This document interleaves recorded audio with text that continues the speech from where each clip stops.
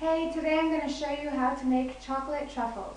You will need 1 cup of dark chocolate, 3½ tablespoons of butter, 1/3 cup of cream, and 4 tablespoons of powdered sugar.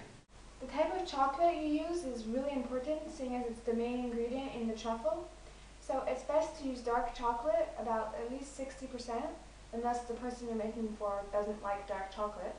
And you really should buy a good quality one, because it's really important for the taste. That is what you will need for the basic chocolate truffle. If you want to make it a little different, there's a lot of different things you can add in. For example, if you like orange, you can add in a little orange zest. Or if you want to add a little alcohol taste, you can pretty much put any kind you like Bailey's, amaretto, whiskey, whatever you want. Or you can also go with a more natural flavoring with like vanilla or almond extract. It's really up to you. Start out by heating the cream and the butter. You need to let it cook on medium heat until it's about to come to a boil. Like I mentioned before, if you want to add flavoring, now's the time to do it. So just add it to the cream and butter mixture. If you're adding liquor, add about 1 tablespoon. And if you're adding like an extract, 1 teaspoon. And like if you're putting zest, about 1 tablespoon also. So right before the cream starts to boil, you have to pour it into a large bowl with the chocolate. Once you've got all the chocolate melted, you can add the powdered sugar. And by the way, if your cream wasn't quite hot enough to melt the chocolate, you're better off to put it back in the microwave for a few seconds, because you really can't have chunks in truffles. Make sure you don't have any chunks of powdered sugar. If you actually wanted, you could have sifted it in, that way you would have been more sure.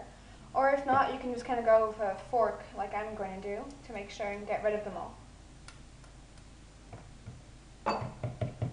The dough needs to go into the fridge for a few hours until it gets hard enough to roll. If you want to leave it overnight, you need to take out the dough a little earlier before making the truffles, because it'll get a little too hard. Or you can just leave it a few hours and just kind of look every once in a while and wait till it gets like the perfect consistency. So once the truffle mixture is hard enough to roll into balls, it's the fun part. It's time to decorate. It's really up to you how you want to decorate it, but I'm making really a huge variety, and I think it really looks nicer also and gives whoever you're giving the truffles to more options. So here's what I'm going to be using.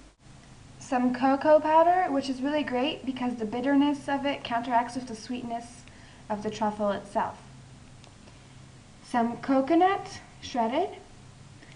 Some powdered sugar. Some chopped nuts. You can use whatever kinds you want. I'm using pecans.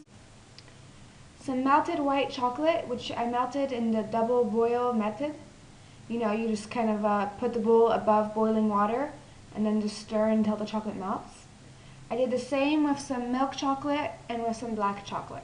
So when you want to make the truffle, the temperature of the dough is really important. Be hard that it's not melting in your hand, and soft enough that you can actually get it into a nice shape. You see, it's hard to get it into a nice ball right now. And so it takes a little while, like it kind of starts to melt, and then all of a sudden it's a perfect temperature, you can get it into a nice ball. And then you quickly want to throw it into the coating. So here I'm going to show you the example with the cocoa powder. And then coat the whole thing. And when you're done, you're going to let it sit on some wax paper. If you want to put it in melted chocolate, the way is to drop it into the bowl and then just stir it around until it gets all coated. And then what you do is you pick it up with a fork and let the excess chocolate melt out. And then when that's done, you set it on the wax sheet and let it dry. Oh, and I forgot to mention, if you want to dip your truffles in melted chocolate, you need to wait for the chocolate to get cool, because if not, it'll melt the truffles while it's in the hot chocolate. If the dough starts to get too soft, you can put it back in the fridge for a few minutes and then start back. When you're done making them, put them back in the fridge, and when you want to eat them, just take them out 1 hour before so they can get to room temperature. Because if you eat them directly out of the fridge, they'll be kind of hard. But it's best to store them in the refrigerator, like that they'll last longer. This recipe is enough for about 20 truffles.